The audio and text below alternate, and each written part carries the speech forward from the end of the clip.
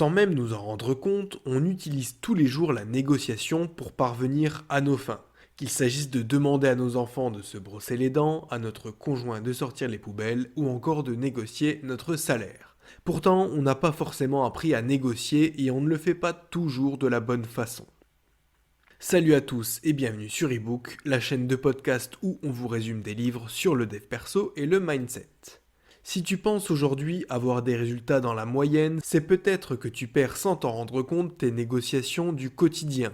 Peut-être que tu plies trop facilement face à ton patron qui te demande de rester une heure de plus, ou encore face à l'un de tes amis qui te demande toujours des services sans jamais t'en rendre en retour. Si c'est le cas, Chris Voss et son livre Ne coupez jamais la poire en deux vont pouvoir t'aider. Ancien négociateur du FBI, il a été amené à négocier dans des situations extrêmes qui impliquaient des kidnappeurs et des terroristes. Et je sais ce que tu vas me dire. Qu'est-ce que j'en ai à faire de négocier moi ? Je n'ai pas un boulot au FBI, je ne sauve pas des vies, donc ça ne me sert à rien de négocier. Pourtant, il y a beaucoup de situations importantes dans lesquelles on doit négocier ou persuader.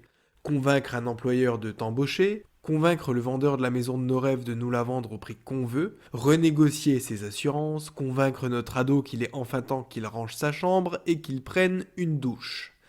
Mais alors, pourquoi ce titre ? Négocier, c'est justement savoir couper la poire en deux et faire des concessions, non ? En fait, Voss nous explique que si un membre de notre famille, une tante par exemple, est kidnappé contre une demande de rançon, on ne veut pas récupérer la moitié de notre tante ou ne payer que la moitié de la rançon.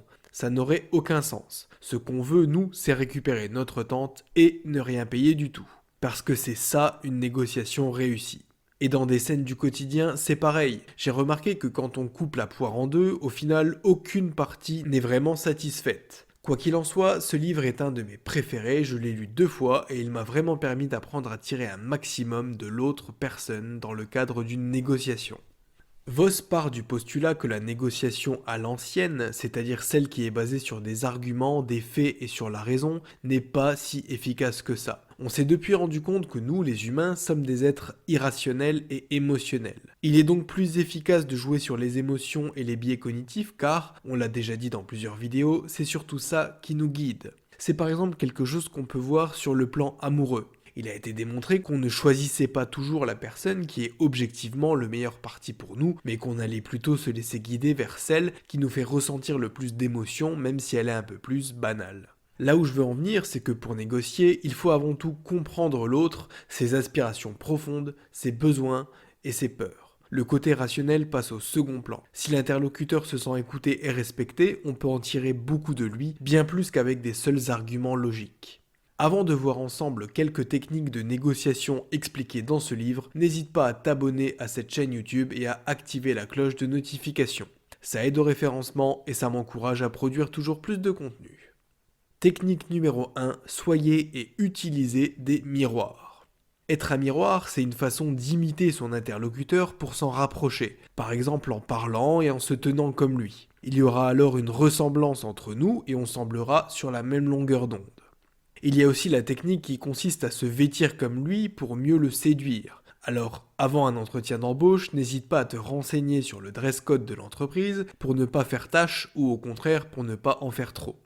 Une autre technique efficace, c'est de mettre en miroir ce que l'autre dit, c'est-à-dire qu'on va le paraphraser ou répéter carrément ce qu'il vient de dire pour lui montrer qu'on l'a écouté et compris. Après tout, selon l'auteur, la négociation c'est une découverte de l'autre et pas une bataille contre lui. C'est pour ça que les listes toutes faites avec des arguments pré-rédigés ne servent pas à grand chose.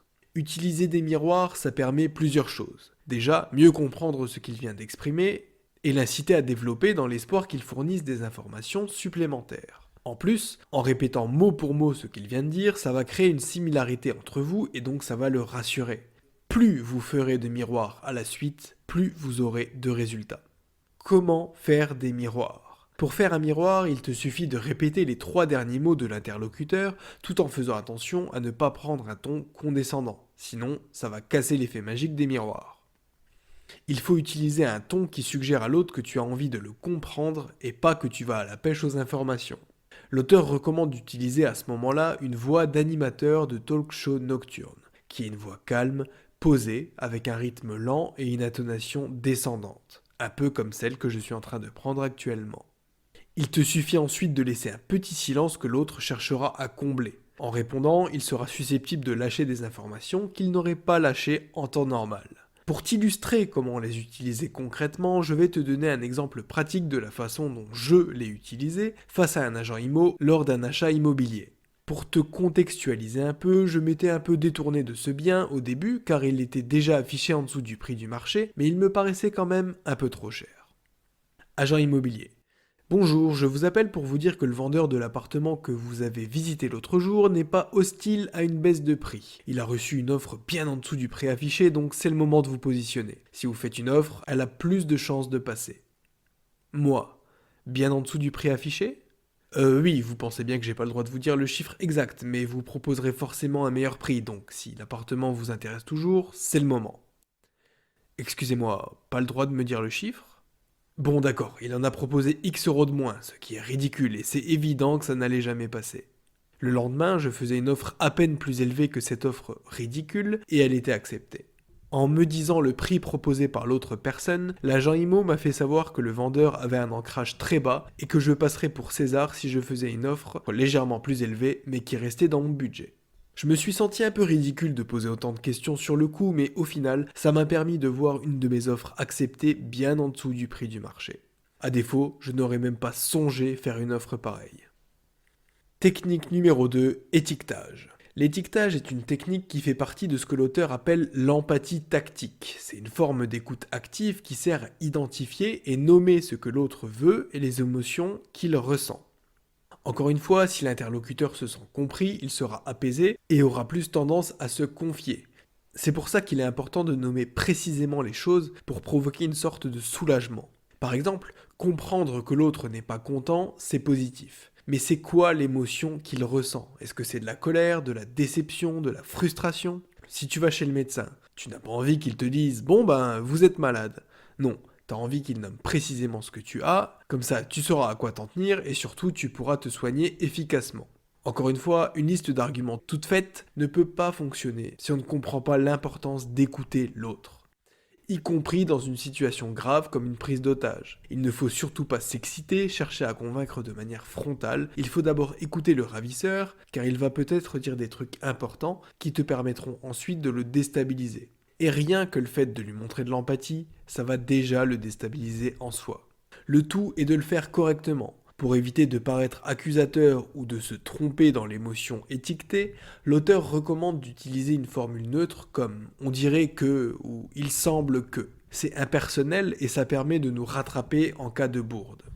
Comment réussir à identifier et à nommer les émotions des autres ? La façon la plus rapide pour ce faire, c'est de poser des questions calibrées, des questions ouvertes. On l'a vu avec l'exemple de l'agent immobilier, la plupart des gens en disent trop, surtout quand on les amène à se justifier. Quand tu poses des questions en comment ou en quoi, ça pousse l'autre à résoudre tes problèmes. Si un jour tu te retrouves face à quelqu'un qui te fait une demande exagérée, demande-lui « D'accord, mais comment voulez-vous que j'obtienne ça ?» Ça te permettra de gagner du temps, de pousser l'autre à se rendre compte que sa demande était abusive et peut-être de le faire parler un peu plus pour savoir ce qu'il veut exactement.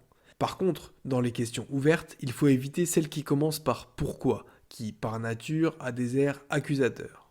N'oublie pas que les gens avec qui tu négocies sont des humains, ils veulent être appréciés et compris. Il faut donc leur donner ça avant d'espérer quelque chose d'eux.